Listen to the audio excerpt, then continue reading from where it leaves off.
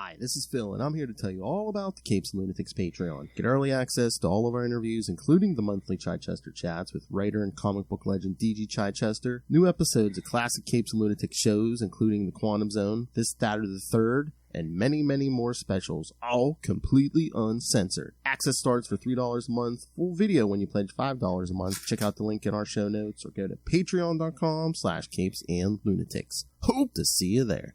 This is Brian Edward Hill, and you're listening to the Capes and Lunatics podcast. Batman, my favorite character. Hello, everyone, and welcome back to another episode of We Are the Knights, the Batman podcast. Batman podcast. And if you couldn't tell, it's the end of the month, and if you couldn't tell from that voice, yes, well, it's me, Phil, and of course, from that voice, you know, we're almost at the end of Biscuit Quest, because we're here with my friend Justin the Owl. That's right. Swooping back into Gotham to talk about the end of the Crusade. That's right, kids. Knightquest comes to an end here as we cover Detective Comics 674, Batman 508, Shadow of the Bat 28, Detective Comics 675, and Robin number 7. We're in a feast tonight. As the Crusade and the Search collide. Pretty much literally in that last issue. This last issue. Yeah. Figuratively and literally. Absolutely. Yeah. And like most Crusades, it comes to a very messy and horrible end. Oh. Exactly. Yeah. All right. So yeah, we got a lot of issues. So should we just dive in? Yes. Sorry, I'm just I think we should. Pulling this up on the app here. Yes, kids, because tonight we will start with Detective Comics 674. Yes. Yeah. All right. Gunhawk is back. No, this is back. This is his first appearance, I believe. Wait, is it? Yeah, wait. Is it his first appearance? Oh, I thought he... think so. I thought he had appeared once before this, but maybe. Nope, an original villain. I love all the gun guys are the original guys for Jean-Paul. You know, it's like, you know, there's Micros. Like the Trigger Twins and... Trigger... I even think of them. Trigger Twins, Micros, Tallyman, now Gunhawk. Oh. Yeah, they were all armed to the teeth. Yeah. We need a new challenge for it. We need an original villain. I know, throw a gun in someone's hand. Okay. Yeah. Somebody with a bigger gun this time. 90s fighting the 90s. Absolutely. Right. So yes, see who can out extreme each other. Oh yeah. Detective Comics 674 from May 1994. Outgunned. Writer,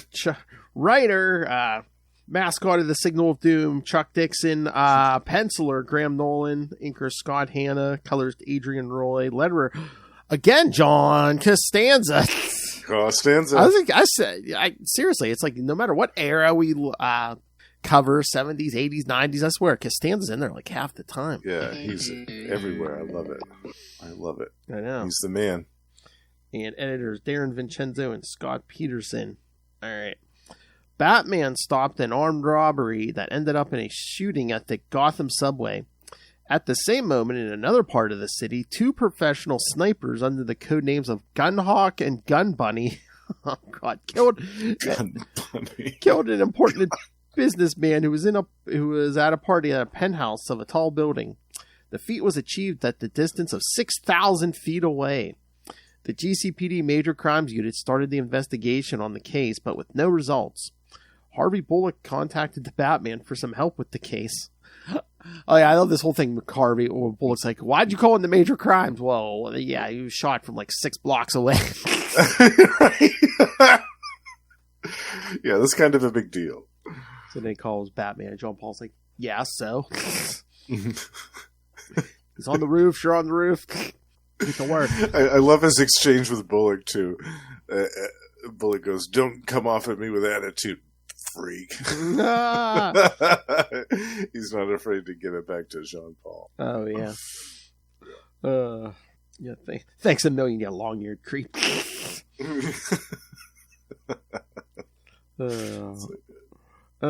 Sometime later at their cottage hideout, Gunhawk and Bunny celebrate their success on their errand.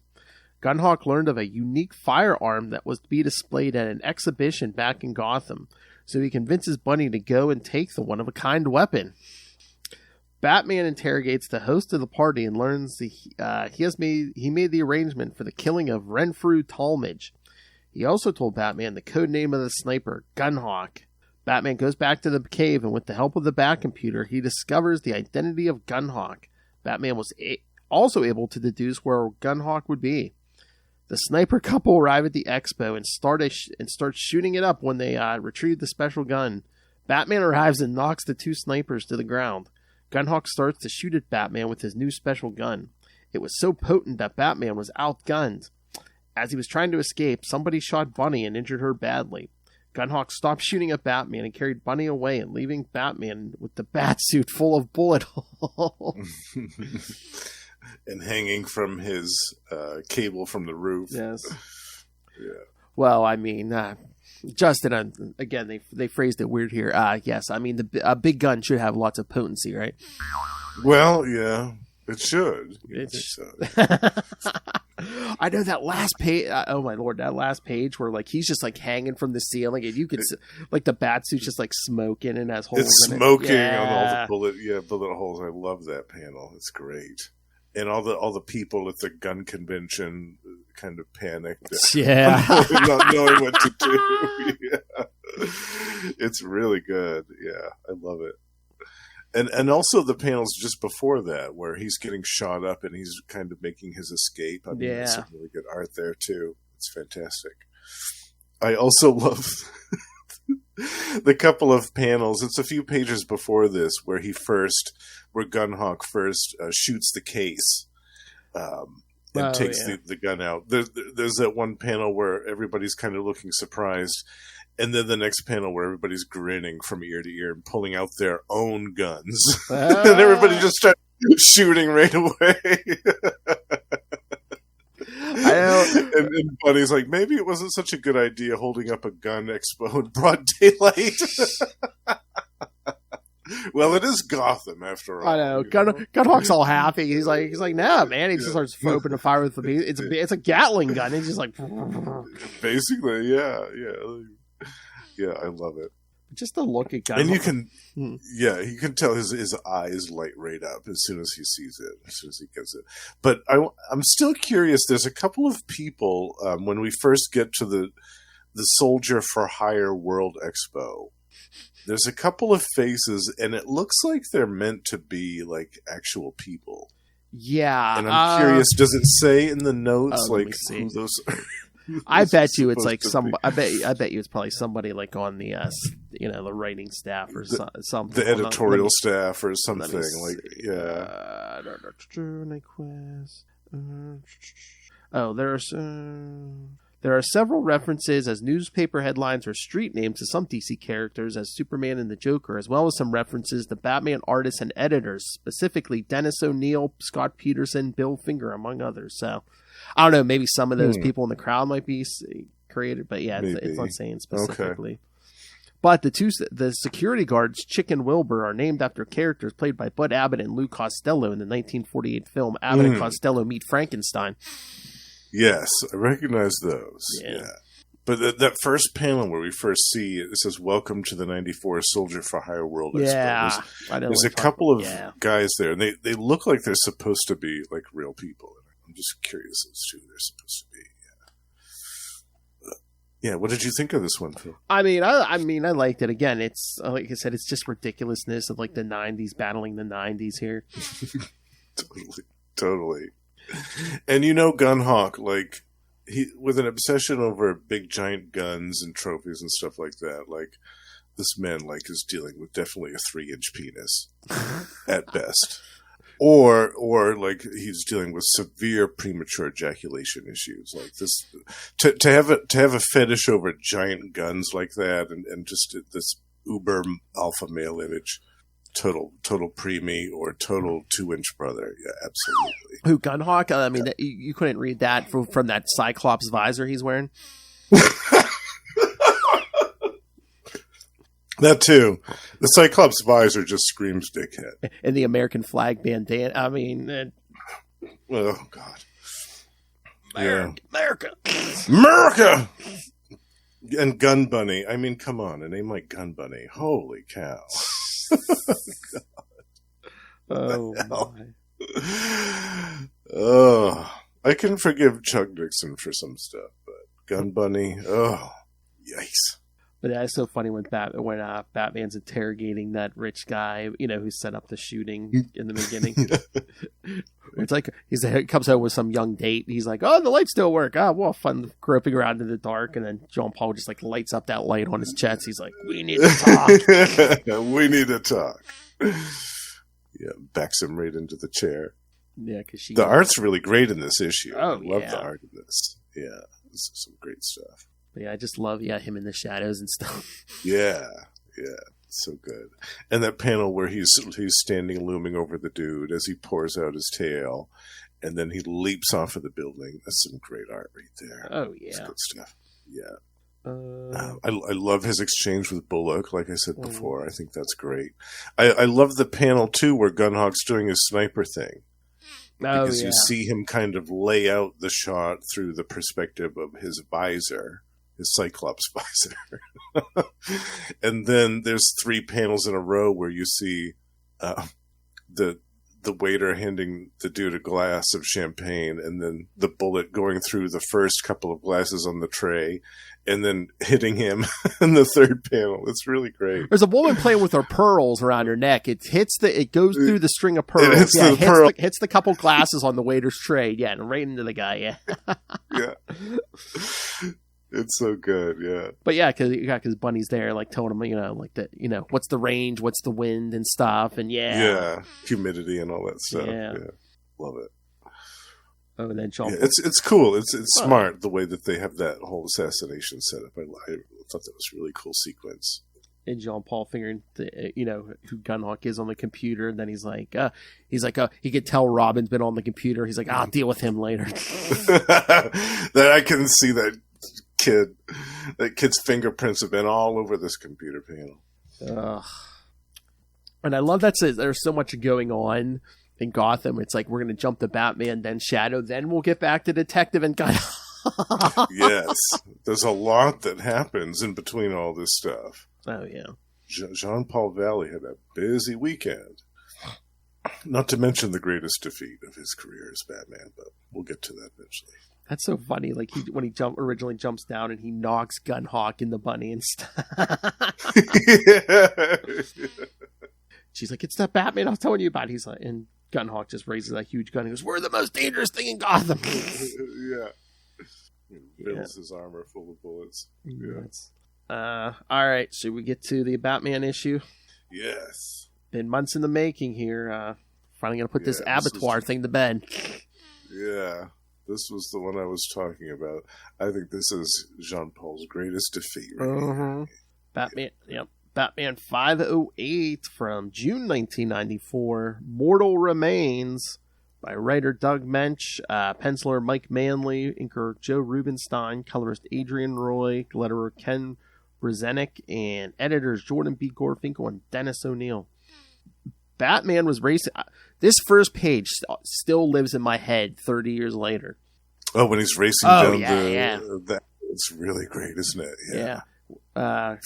Yeah, because I can almost recite it word for word. Because he's sitting there and he's thinking, Gunhawk and Abattoir are still out there, and it's like Gunhawk and wait, because he's got a mat on for Abattoir. Yeah. He almost runs that woman. Almost runs that woman over because he's doing like 65 down a city street. Yeah. Would have killed me in a Gotham second, she says. I know. So Batman was racing through the streets of Gotham in the Batmobile, deciding whether to follow Gunhawk or start looking for Abattoir. He decided Abattoir was more important and Gunhawk can wait. Meanwhile, Abattoir is at his hideout, an abandoned warehouse where he held his cousin Graham Etchinson, as he is slowly suffering in the torture/killing machine of Abattoir's own devising. In the Batcave, speaking of, Robin used the Batcomputer to discover some information on Abattoir's whereabouts. He hacked into the municipal tax records and found a list of real estate properties of Henry Etchinson, The same information was given to Batman by Etchison's lawyer, and he was already headed to the most probable hideout. Okay, this seemed kind of inconsistent to me. Like in the detective issue, John Paul used the computer to figure out who Gunhawk is. But in this issue, instead of using the computer like Robin did, he went to the lawyer and was like, give me a list of all his properties. Yeah. Yeah, that is kind of weird. Which we saw at the end of the, the ballistic thing. But yeah, it was kind of strange. Yeah. I thought that was weird too. Yeah, sometimes it's like, he's smart enough to use this computer. Because wasn't that what he was going to college for? I can't remember. I thought it was like computers or something. I think so. Yeah, it was some type of computer sciences stuff, if I remember right, from that first miniseries. Yeah. So I mean, it's one thing if you want to say, he's not interested or he's not smart enough to do the detective work, but it's like he knows how to use a computer. Yeah, absolutely. And when you have a massive supercomputer like that at your disposal, why wouldn't you use it when you have an opportunity or when you have a need? Yeah. I mean, he knows how to work that computer when it's time to look up Catwoman pictures. Absolutely. Yeah, all the detailed files on Catwoman are easily brought up at his fingertips. Yeah, I mean, he found out her measurements, everything. It's like, geez. Yeah. The Jim Ballant measurements, no less. And NBA regulation size basketballs, I see.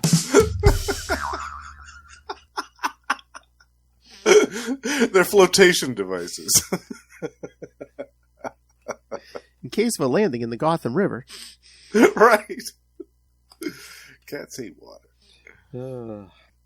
Batman was about to enter the warehouse to check on it when Abattoir stepped outside and both faced each other as they engaged in combat.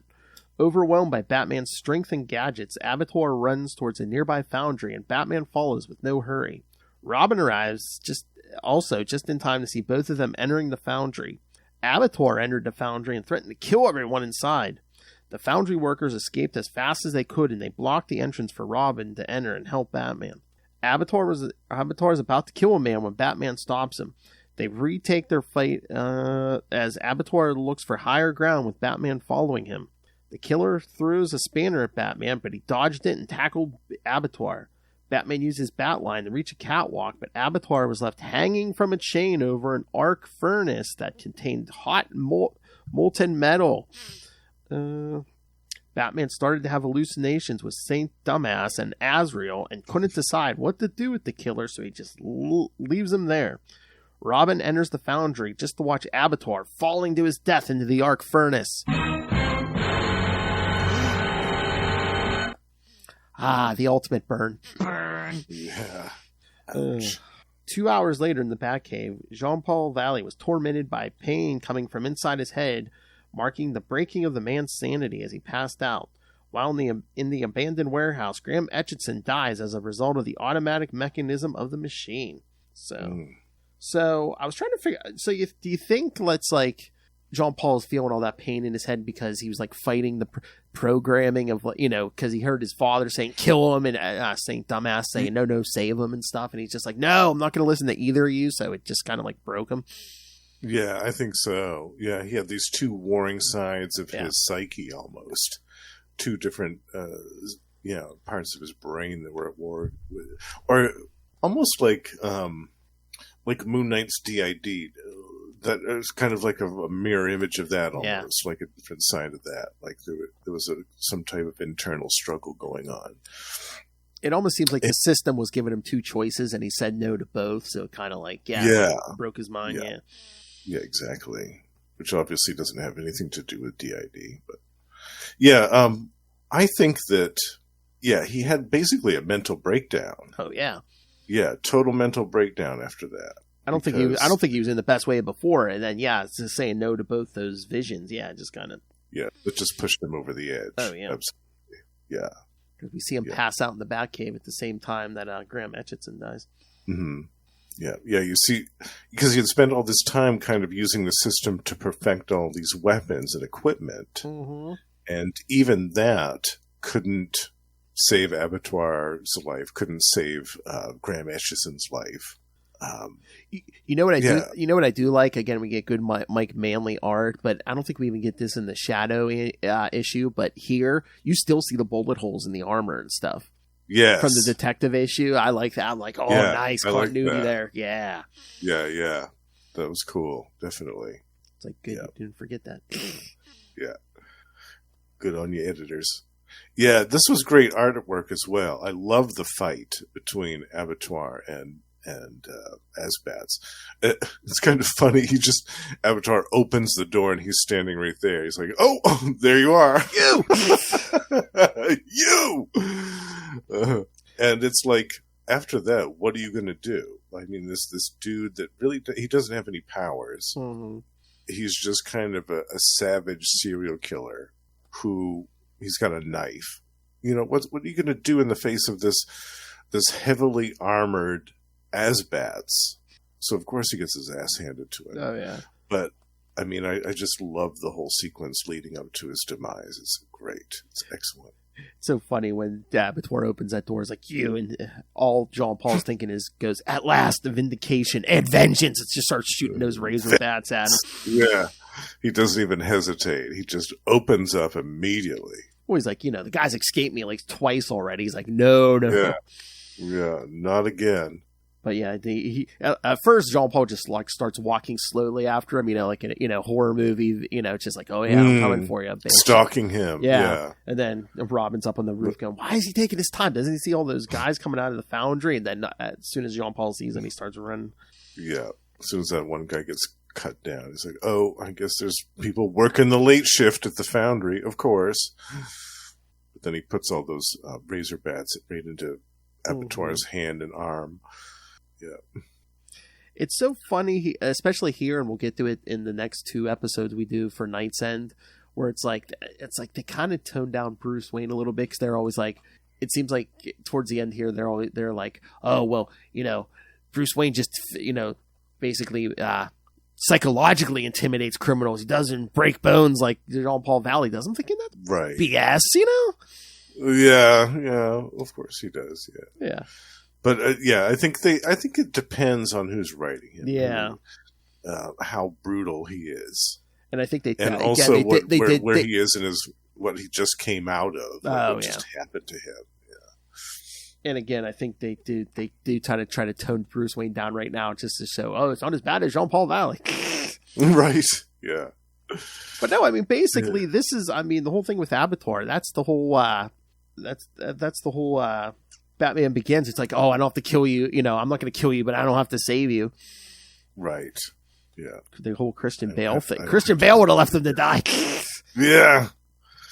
I am vengeance. Oh, good for you.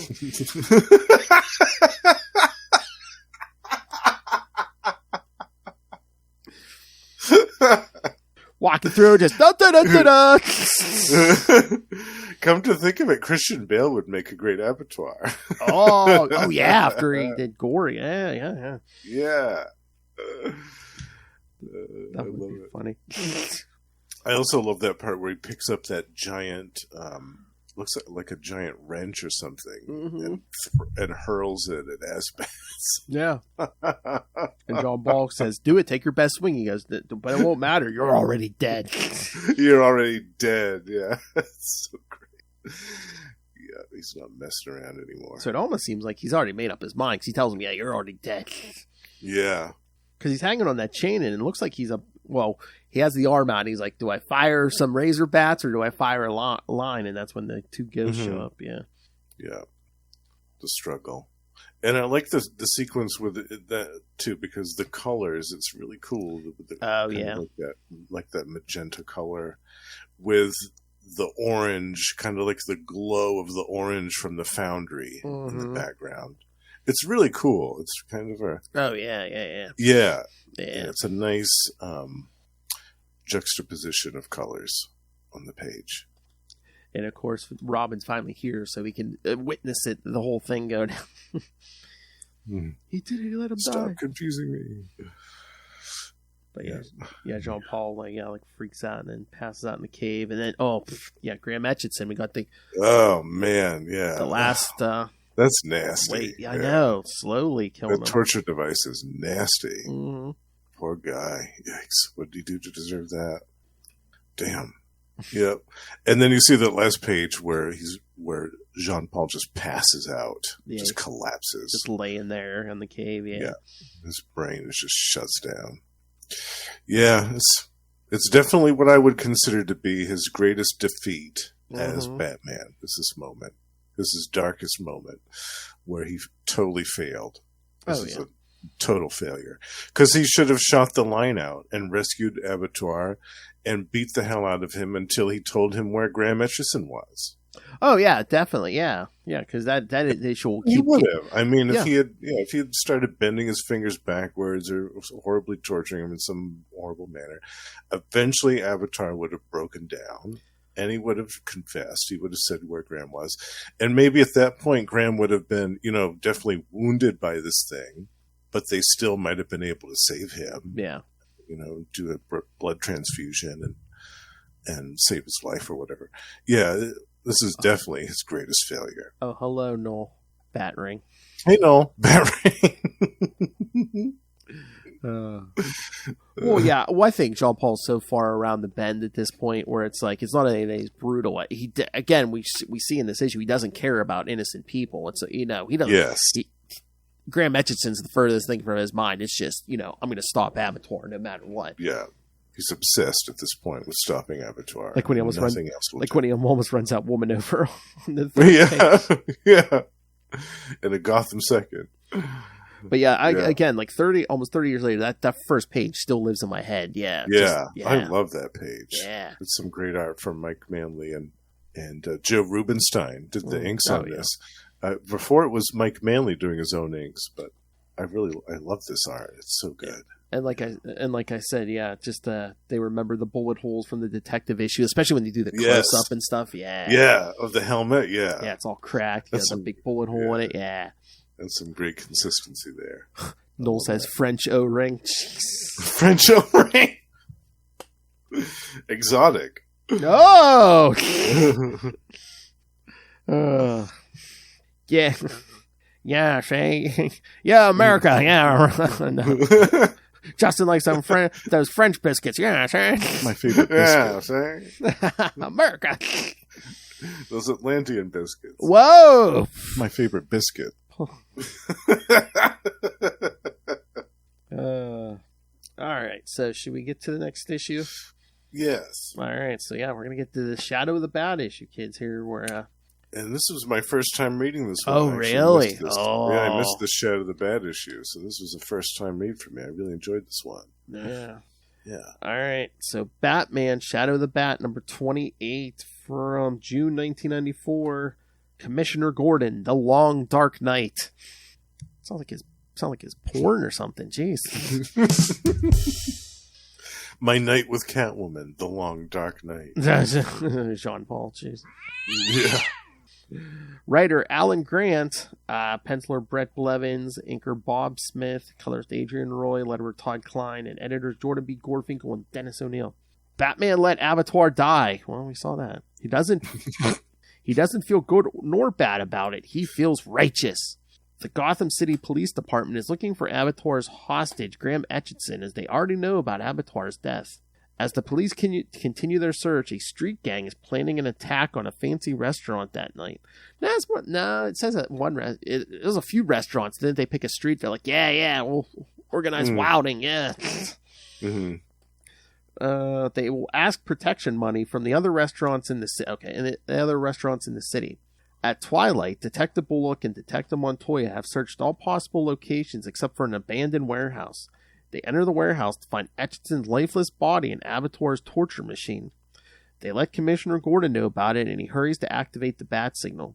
Batman arrives at the GCPD rooftop, and Gordon tells him that he already knows he isn't the original Batman and demands a reckoning of Batman's actions that cost an innocent man's life.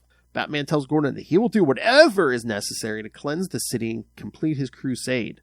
After Batman leaves, Gordon, feeling wrathful, destroys the bat signal with his gun. On his way, Batman sees the street gang that is about to wreck the restaurant and stops them with violence and brutally beats them. Oh yeah, this wasn't the night that crossed his path. Gordon listens to what happened on the radio and feels alone, betrayed, and wondering where is his friend and why did he leave him. Batman returns to the Batcave and starts to sketch a new design for the Batsuit. The ultimate Batman! Ooh. Yes. Batman, my favorite character. Ultimate Batman, my favorite character. Extreme Batman. Nice. Yeah. Oh, there's a building named after Dick Sprang in this issue.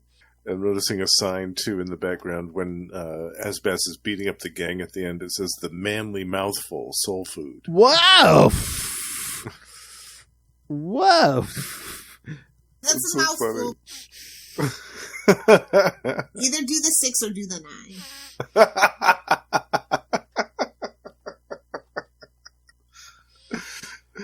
I love it. Oh, it must be fun to be an artist, man. You get to throw in all God, kinds of little Easter eggs and stuff. Yeah. Have fun with it. All right, so what you think of 28th, especially since this was your first time reading it? Yeah, somehow I missed this one. I don't know why I missed this one when it first came out, but it was cool to see kind of like the epilogue of what happened in the Batman issue where they discover Graham's body. Mm-hmm. That whole sequence was pretty cool. And in the very beginning, when Jean-Paul is going through his computer and marking off everybody, he's like, oh, Abattoir, dead. Yes. Everybody else, Blackgate, at large, dead. You know, that was great. Tallyman Prison Hospital. Prison Hospital, yeah. In Traction, yeah. Mm. I bet the Joker still being at large burned his ass. Oh, yeah. Because he captured him. He handed him to the cops. Remember? He just rolled out of that ambulance. Yeah. But, and I bet that if he had continued after this, after these issues, if he had been allowed to continue, I bet he would have gone after the Joker. Because I bet that would have gnawed away at him. Oh, yeah. Yeah, definitely. Yeah. I like the subplot, too, with the gang that were doing the organized Wilden, which is kind of a funny oxymoron. But, yeah, because this could have been just a throwaway issue where the main focus of it was Jim Gordon finding out about what happened to Abattoir and Graham Etchison. Mm-hmm. And lighting up the bat signal and just waiting. And then having that big epic confrontation on the rooftop, which I thought was the best part of the issue. I loved it. Especially when Jim swings at it. It's like, does human life mean nothing to you? Cold, calculating, and he swings at it. I love that. Because that's Jim Gordon in a nutshell right there. Knowing that this man is an imposter of a role in which he had built a friendship mm-hmm. and a camaraderie and all this stuff over decades with this other person, or at least over a few years, comic book years. Yeah, because they'll show later after Knightsend too. Like Gordon feels betrayed that Bruce didn't tell him, or any of them didn't tell him there was a fill-in and stuff. Yeah, that's true. And in hindsight, he should have been told that. Oh, yeah. Robin should have gone to him after it happened. And it should have been like, listen, you've got to promise me that you won't tell anybody, but you've got to be aware that there's somebody else in the role, and he's a different person. Or it's like they'd even do that after, like Prodigal comes up after 0 Hour where Dick Grayson takes over for like 2-3 months. And it's like, I don't know why they just don't go. He doesn't go to him and say, Commissioner, it's all right this time. It's me, Nightwing, okay? Nightwing, everything fine. You know me. Yeah, right. You've known me since I've been like 12. Yeah, no, everything's fine. Yeah. And I mean, to his credit, Jim Gordon should recognize the voice. Oh, yeah. Okay, that's not the regular Batman voice. That sounds more like Nightwing.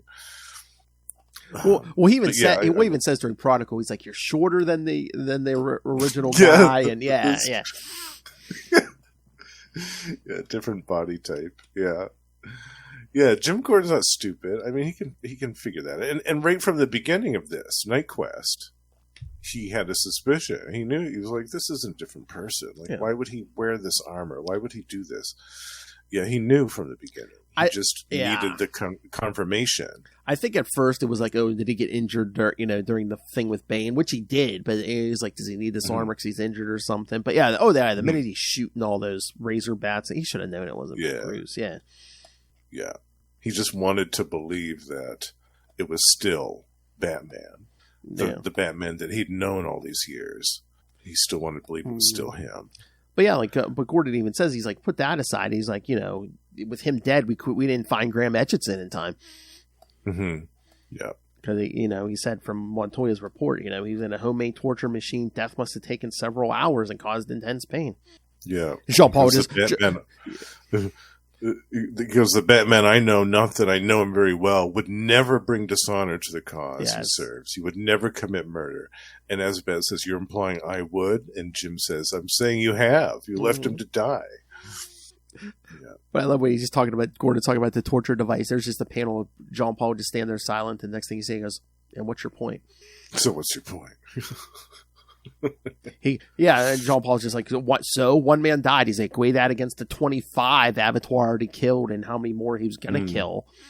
Mm-hmm. So he goes, I'm telling you, I'll carry out my mission, my crusade, using whatever means I deem fit. Yeah. Mm-hmm. And then Gordon, I think one of the best points is Gordon says, we have a system of laws, and Jean-Paul says, and the Batman's always worked outside of that. Yeah. Your rules do not apply to me. Does human life mean nothing to you? Cold calculating. Gordon almost falls off the roof when he takes a swing at him. Jean-Paul catches him. He's like, on the contrary, Commissioner, human life means everything to me. Yeah. Decent human life. Yeah. I will always be the Batman, and I will cleanse the city my way. And then Gordon puts the gun at his back. He goes, I know I'm not the only one. I know I'm not the only one who doesn't commit murder, Commissioner, and leaps off the... Don't use the signal again unless it's important. You know what happens. Still, Gordon would have had to know that gun wouldn't have done anything to armor, too. Tried to shoot him, still. You know what happened to the boy who cried wolf, and that's when Gordon just, starts smashing that signal. Smashing the bat signal, yeah. Even talks about fiending for a cigarette, too. Oh, his pipe. Yeah. His pipe, yeah. Yeah, because a few years before this, he had a heart attack and everything. Yeah, that's right. Yeah. He's all laid up in the hospital, and there was that whole ad. Oh, yeah, I remember that ad. That black and white ad with him, yeah. I think it was the American Heart Association or something, too. Was. Yeah. It's like Batman's best friend isn't on the street tonight. I think, Lilith and I have talked about that, the heart attack and everything, and even the ad, and it's like Batman's best friend isn't on the street tonight. And I think I was like, Alfred was like, hey!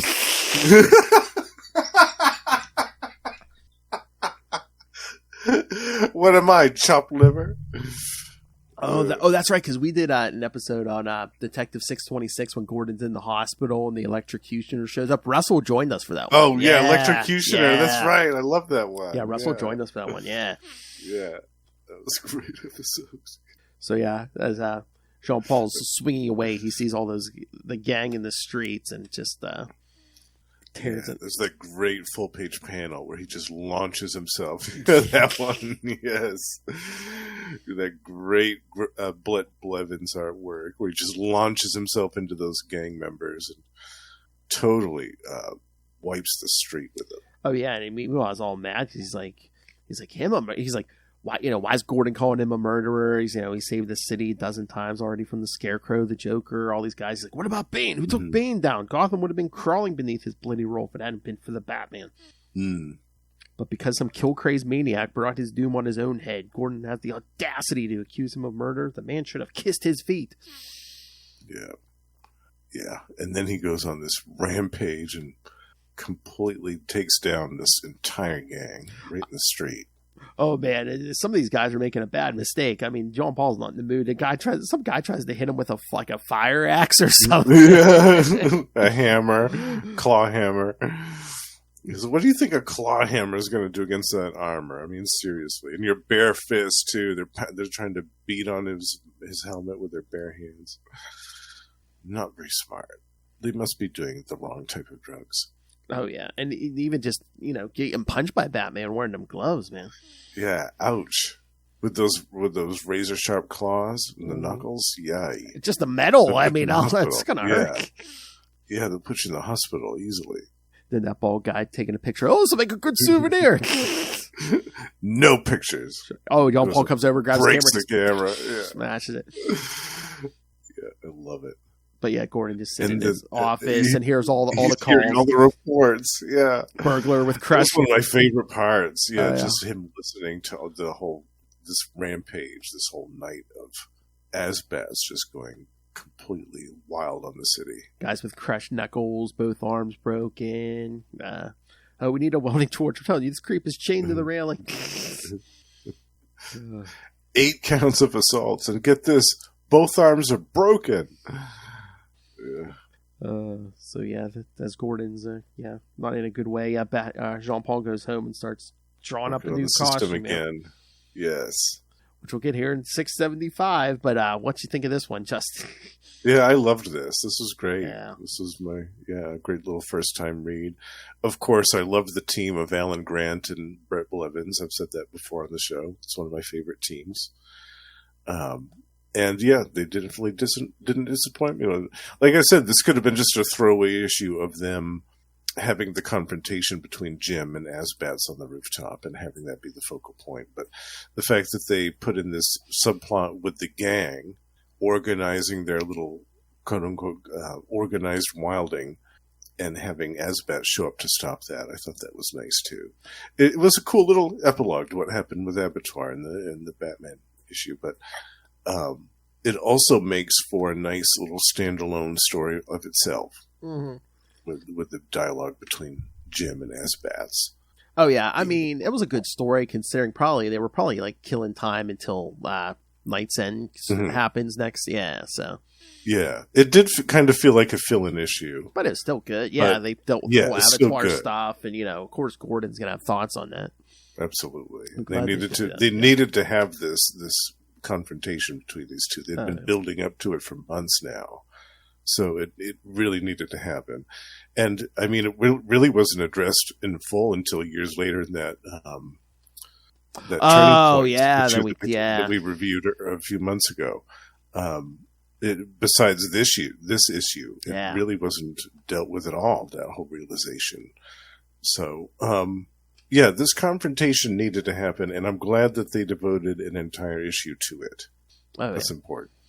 Oh, yes, the gang was the Rats, and their leader was Vermin Harnett.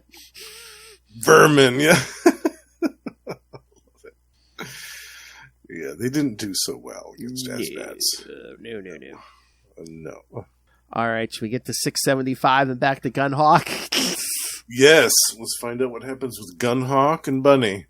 I don't know, because there's two different versions of two different covers for this one. Because there's a regular newsstand cover, and then there's I guess it was foil and stuff. Yeah, on this, yeah. The foil one. What's so funny? I don't know if you looked at it on the app. I don't know if it's just because of the way they scanned it on the app, but if you look at the cover on the app, it looks like the suit's all white, and I don't know. It's white. Yes, tried to scan that foil. Yeah. I laughed at that. I said, "Oh, that's kind of weird." Looks like the version he is. Yeah. All right. So, Detective Comics 675 from June 1994 again. Midnight Duel by writer Chuck Dixon, Graham Nolan, Scott Hanna, Adrian Roy, John Costanza, Scott Peterson, and Darren Vincenzo. Yeah, so the same team as last time. Same team. Yeah. Jean-Paul Valley improved the Batsuit one more time. This time he made it I thought it was bulletproof. He made it bulletproof, changed the cape for some metal ailerons, and added a flamethrower and made their shrinking projectile gun a full automatic weapon.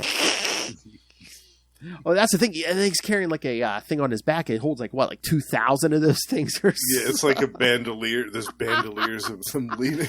Yeah, coming. There's a big.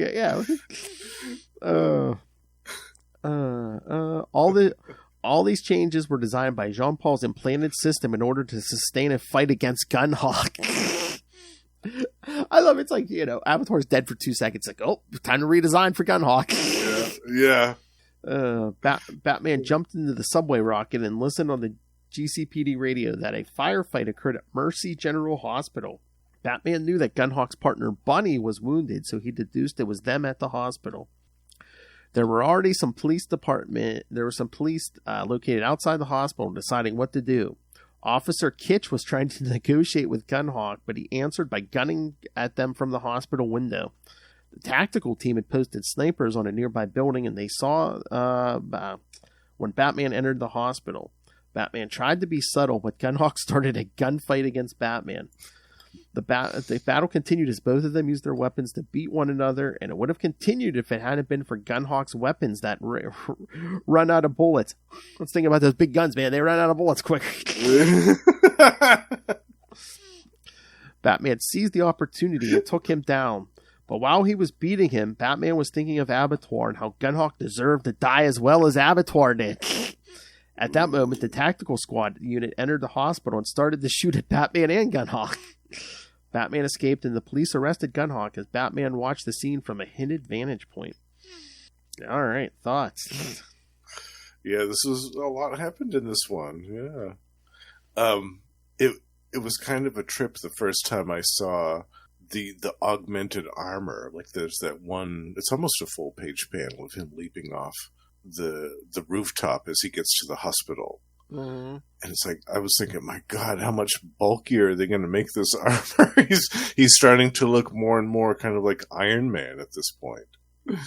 And then when he goes through the roof and everything, like he makes this explosion, which is heard throughout the hospital. I thought, wow, I love it. He's not even trying to be subtle anymore. He's just basically like RoboCop almost at this point. Oh, yeah. And the bandoliers of bat blades coming out of his back and into the gauntlets. I thought, wow, this is crazy. You know what's funny? This is so extreme. You know what's funny? I don't think I ever noticed this. I just saw the notes. And the minute I say it, you'll be like, oh, yeah. I never noticed this in all these years, I don't think. He thinks a lot of stuff, but Jean-Paul doesn't utter one word in this issue. Oh, interesting. Yeah. You see his thoughts, but yeah, he actually doesn't say a single word. Oh, yeah, you're right. Yeah. No, you're absolutely right. He doesn't say anything. It's all internal dialogue. And there's that great full panel page at the end. Oh, the very yeah. end of the issue of him kind of crouching up in the the rafters. Yeah. Just listening to Bullock and Montoya. I love that. Yeah, it's so good. But it's funny because that one scene, I guess the hospital's been mostly evacuated, but Gunhawk sees someone laid on a bed, tries to grab a hostage, and it's a CPR dummy. CPR dummy. Oops. Yeah, he's not the smartest being. Yeah. And then once he realizes his mistake, he tries to pull out that big gun, and then it's like out of bullets. It's like, oh. Out of bullets. Yep. That's the thing with a big giant gun like that. You've got to have a break in between before it's useful again. That's what he's thinking. Oh, he's just like Abattoir. So yeah, Gunhawk be dead if the cops hadn't come in and started shooting at both of them. He was beating the hell out of him with those gauntlets. He would have beat him to death, absolutely. So yeah, again, I don't think I ever realized that, but yeah, even the whole fight with Gunhawk one-on-one, he doesn't utter a word. Yeah, he doesn't say anything. Yeah. I mean, you would think there would have at least been a line from Gunhawk or something. Be like, "Why don't you say something?" Yeah. Why are you so silent? Or why so serious? Why so serious? Yeah, the art in this one again was excellent. Graham Nolan. Oh yeah, stuff. Yeah, and yeah, I'm not the biggest fan of Gunhawk. I mean, whatever, another gun-toting villain. But it was a cool villain to see go up against the upgraded Asbats, definitely. Mm-hmm. You can see why the system kind of took over when you have a villain like that has an armament like that. Mm-hmm. The system kind of took over and said, well, you need to make your armor bigger than, tougher than, and bigger guns to combat this and that type of stuff. You could see the system at work, constantly upgrading and augmenting the armor, the Batsuit. It's so funny. I mean, you said he's looking more and more like Iron Man. And some of these panels I'm looking at, I mean, the Graham Nolan art is beautiful, but I'm just like, man, he almost looks like the tiniest transformer or something, you know. Oh yeah, Transformer too. Yeah, It almost looks like Soundwave's little brother or something. with the visor. Yeah. And there's no mouth and nothing. Yeah. Right. And the arms are getting kind of more robotic looking and everything. Yeah, full auto. Yeah, full auto. Yeah, the art's great in this. Oh yeah, him Great, diving through that hole and stuff. Yeah. I love that panel. That's exceptional stuff. Yeah, the part where he goes, "You son of a buh," and then he goes right through the floor. With the flamethrower just before that, too. The Shuriken gun isn't his only weapon. Yes. And we do find out at the end because Montoya tells Gunhawk Bunny's fine. She's out of his surgery and, she's stable. So, which they do return. It's another detective arc. I think it's like 2 or 3 issues, and when Bruce is back, I think is it Death? I think it's the one. I think Deathstroke's in it too. Is it, or is that a different one? But they do come back. So I think they come back a couple of times after this. Yeah, but not during Jean Paul's gone. Yeah. It would have been cool if they had shown up during the Azrael series. Yes. Oh, it'd be funny if you didn't even know who it was. The same guy. If Gunhawk didn't even know it was the same guy. Yeah, because I mean, Jean Paul spent some of the series in Gotham, not the whole time, but it's like some of the, you would think they would have tried to, bring back Gunhawk or Mikros or somebody, he had fought before. Yeah, the Trigger Twins. Yeah. Or, one of those guys who was like just special to just he was the only one who wasn't a Bruce villain. Yeah, one of the who are the Larry, the Three Stooges. Oh, the Maniacs. The Maniacs. Yes. Yes. Yeah, any one of those guys would have been great to bring back in the Azrael series. Yeah. Yeah, we bring back Gunhawk. We never brought back the Maniacs. All right, so should we get to the last issue? Yes, Robin. All right, kids. Yes, Robin number 7. Bruce Wayne is back. Robin number 7, June 1994. Turning Point. Once again, Chuck Dixon.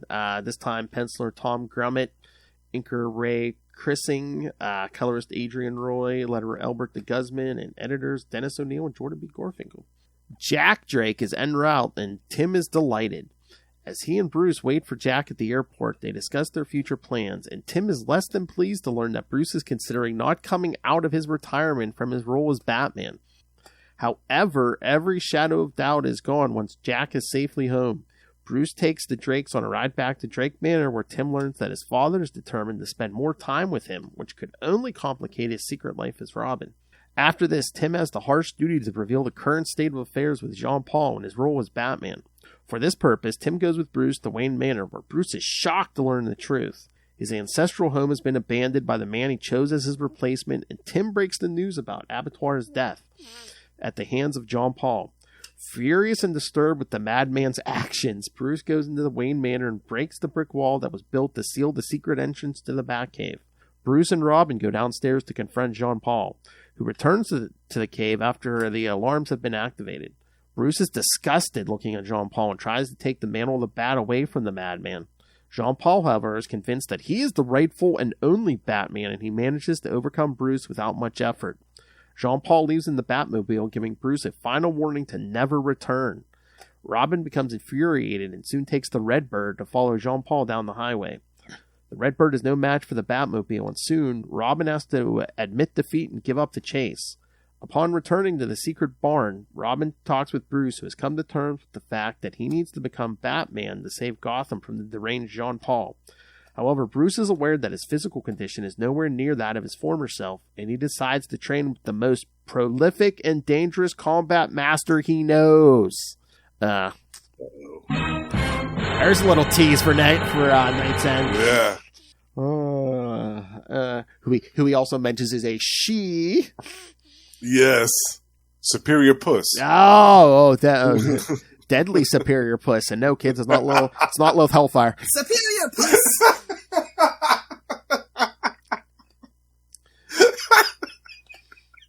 With this resolution, Robin finds peace knowing that the rightful Batman will claim his place in Gotham. All right, kids. That's the end of Knightquest. That's it. Yes. This Knightquest is officially over. Any notes? Okay, no. The only thing, the guy at the airport was holding a sign that said "See Kent." So Clark Kent. Oh, nice. Yeah. All right. So yeah, thoughts, Justin? I love this one. I love this whole early Robin stuff. Oh yeah. Yeah, Tom Grummett's one of my favorite artists. Oh yeah, I love him on this. The Superman stuff. Superboy. Yeah, Superman. Yeah, he's fantastic. He also did with Kurt Busiek a great and very short-lived team book called The Power Company for DC. I've sampled a little of that. 2000s. Yeah. That's really good. Mm-hmm. That's one of my hidden gems that I like to recommend to people. But yeah, I loved the confrontation between Bruce and Asbats in this, where Asbats just says, "What are you doing here, Wayne?" Oh, that is funny when they see him come walking in, and Tim's like, "Tell me this isn't weird for Bruce."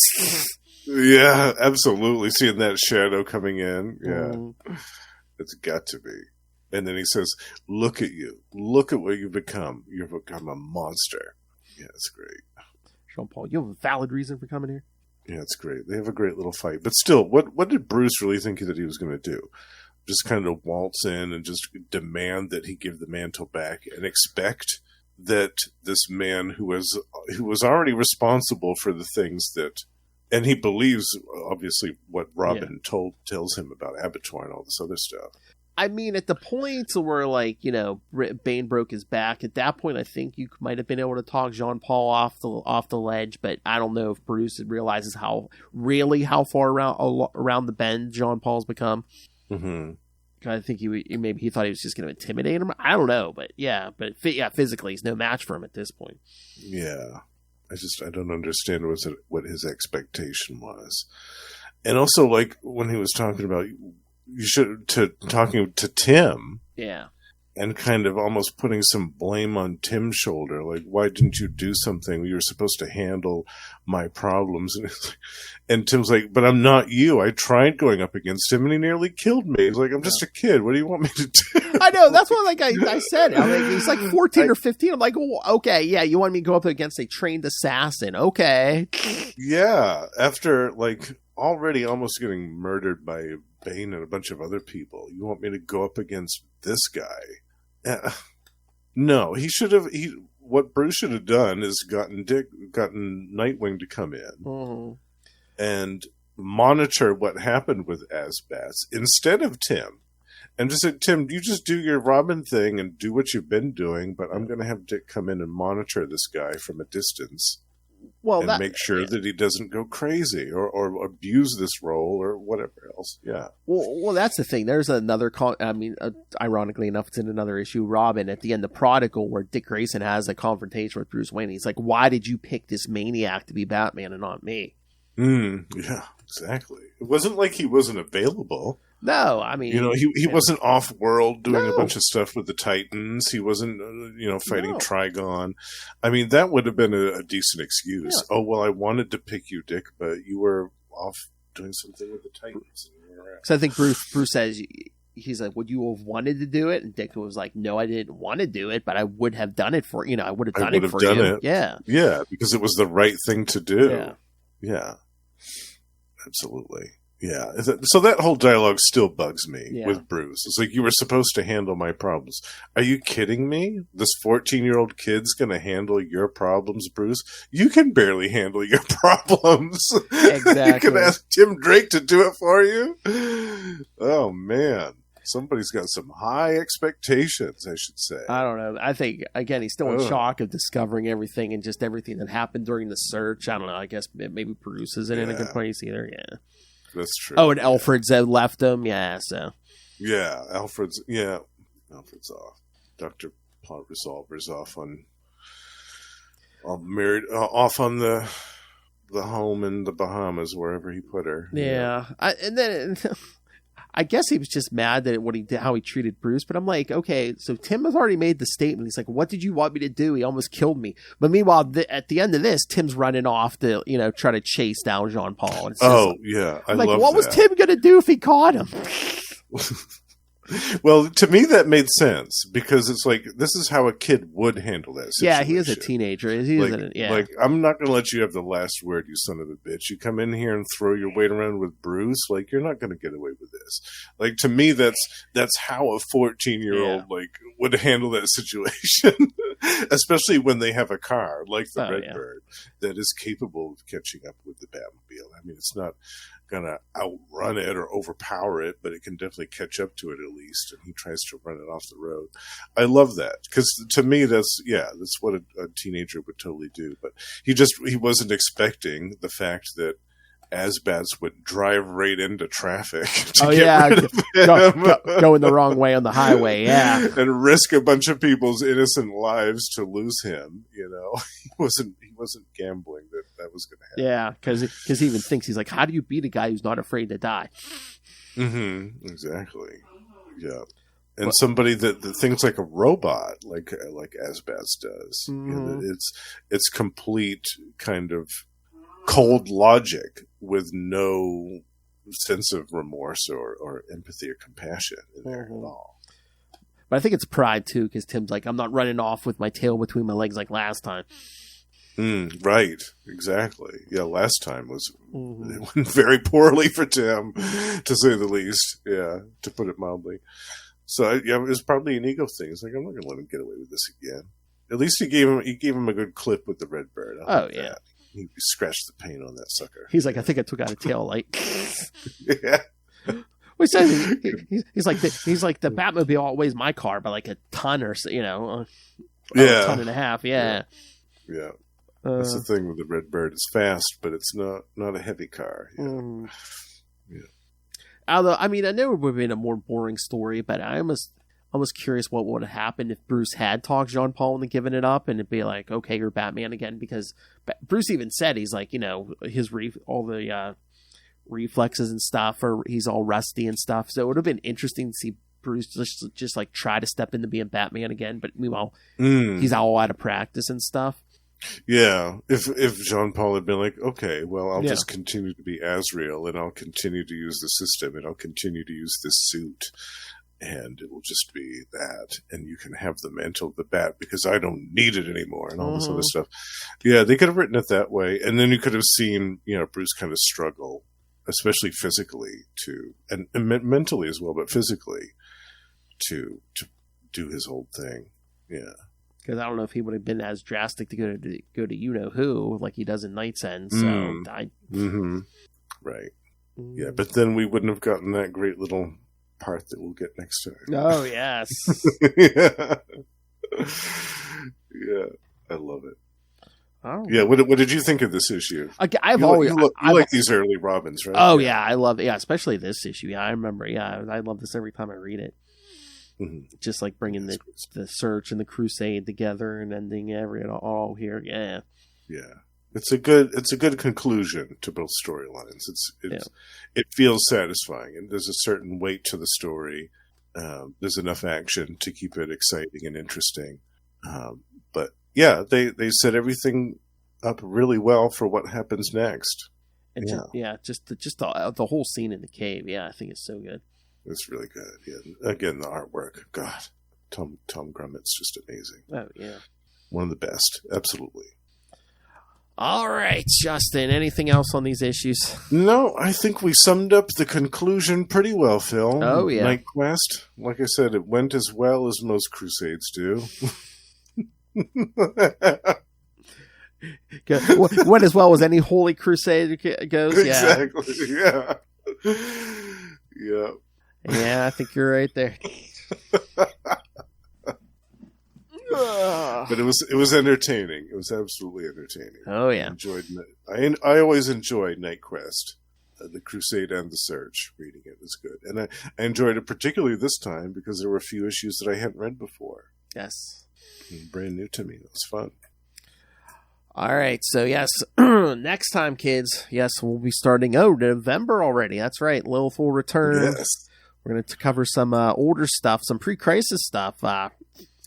first from Detective Comics 469 and 470. 469, that's not going to come up at all in that issue. Or that episode, is it? No, of course not. Oh, okay. Followed by Detective Comics 471 and 472, and then Batman 311 and 354. And then at the end of November, Justin will be back and we'll start Knightsend, which we split into 2 parts. So, yes, part 1 will be Batman 509, Shadow of the Bat 29, Detective Comics 676, Batman Legends of the Dark Knight 62, and Robin number 8. Which means, of course, at the end of December, the last episode of the year, we'll do that. We'll end the year with Knightsend, the end of Knightsend. The end of Knightsend. We'll end the year on the end of Knightsend. Yes, with Catwoman 12, Batman 510, Shadow of the Bat 30, Detective 677, Legends, The Dark Knight 63. This should be pretty long episodes. Yeah, so 1, 2, 3, 4, 5. 1, 2, 3, 4. Yeah, another 5 issues apiece. So yeah. Yeah, nice. Yeah. Get your epic conclusion to Knightsend. You think John Paul's been crazy so far? Just wait, kids. Oh, you ain't seen nothing yet. Yeah, we're getting a one-way ticket to Crazy Town. And Nightwing swings in here. Yeah, we get some Catwoman in here. Yeah. Oh, I love it. I love it when Nightwing and Azabat duke it out. Oh, yes. That's one of my favorite parts. When he goes, I'm going to peel you out of that tin can and air you out. Oh, love it. Oh yeah, we'll get more into that the next 2 times. But yes, that's another one of my big what ifs. I'm like, what if Dick would have taken him down? Yeah. What if Dick would have been the one to take him down and not Bruce? Yeah, that would have been a big deal. Absolutely. But Bruce would been like, okay, Dick, you're Batman now. He's like, no, I don't want it. Yeah. Another thing I wondered about too was after Tim goes to Dick. I mean, we'll get to that point in the next issue, but. Next episode, but Dick should have called up Corey Starfire and be like, "Listen, there's this guy and he's really heavily armored, and I just want you to kind of hover in the distance just in case it goes poorly. And if he beats up me and Tim pretty badly, I just want you to light him up." Just give him a couple blasts and then we'll finish him off. Yeah, but in his defense, I think it's after Titans 100 and a lot of the Titans aren't in a good place at that point. Oh, so, that's true. Yeah, she might not have been around. But I thought about that at the time. I was like, why didn't he just ask Starfire to come? I don't know. I mean, they all know that big blue mullet. Why didn't they call him? Yeah, that's true too. That would have taken him all of 30 seconds to handle. Exactly. Yeah. All right, kids. So, so send us all your thoughts on all those. Email us, capesandlunatics@gmail.com, or call the voicemail 614-382-2737. That's 614-38-CAPES.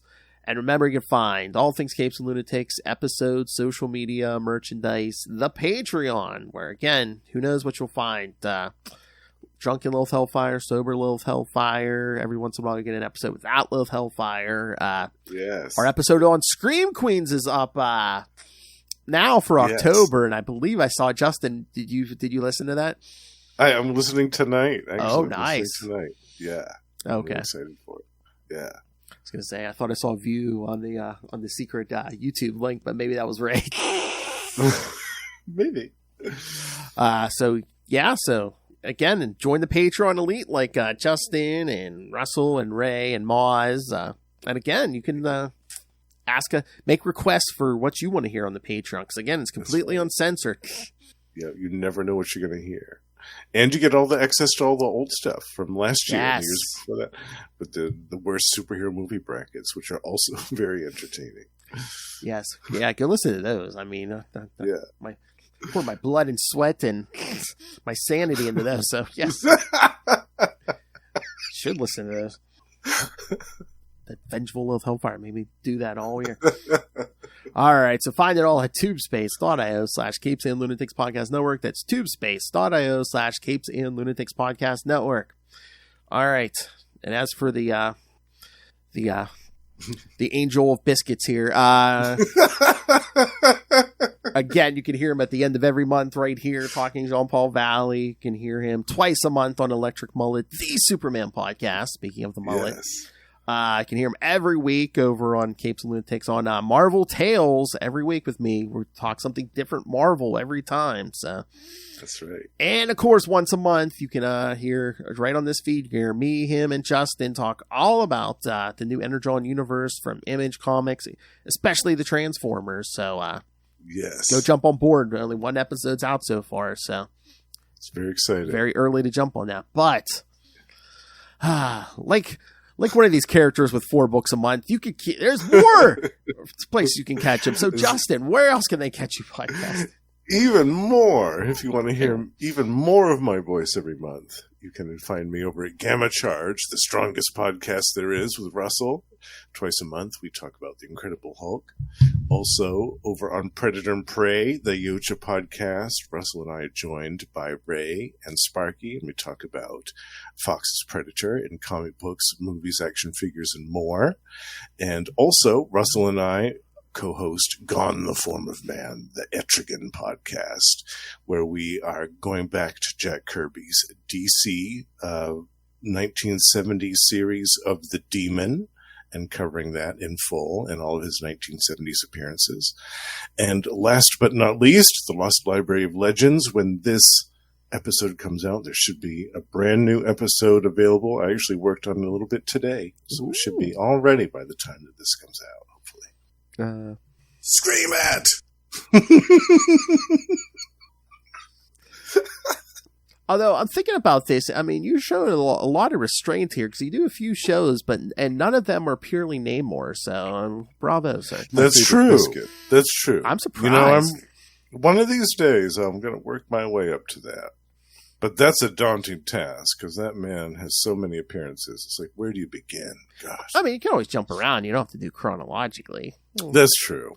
Although I guess that would be kind of hard. Just, an hour of, look at that speeder. Oh, yeah.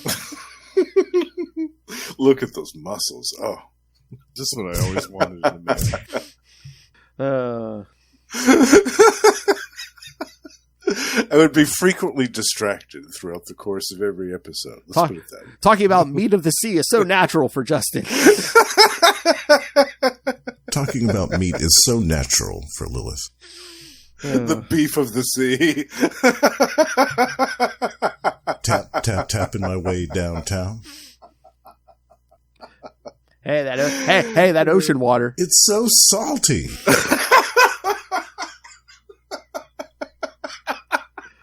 Don't get it in your eyes. Whoa! Well, that escalated quickly. All right, kids. Thank you for joining us. Yes, thank you for joining us for the entirety of Knightquest. Thank you for giving us your full attention and putting down the Marvel snap. That's He's just like, all right, so yes, kids, next episode, Little Hellfire returns. So beware. Detective Comics 469 and 470. So I wonder what jokes are coming out of that. Yes, and again, Justin will be back in 1 month for part 1 for the first half of Knightsend. yes. The epic. That's right. November and December, and then in January we start the Azrael ongoing. Yeah, I'm really excited for that. It's gonna be fun. Oh yeah. All right, kids, come back next time. Remember, join us same bat time. Same Bat Channel. We are the Night. The Batman Podcast. Although I guess technically once a month it should be join us same as time, maybe. That sounds weird. It's like you're saying as.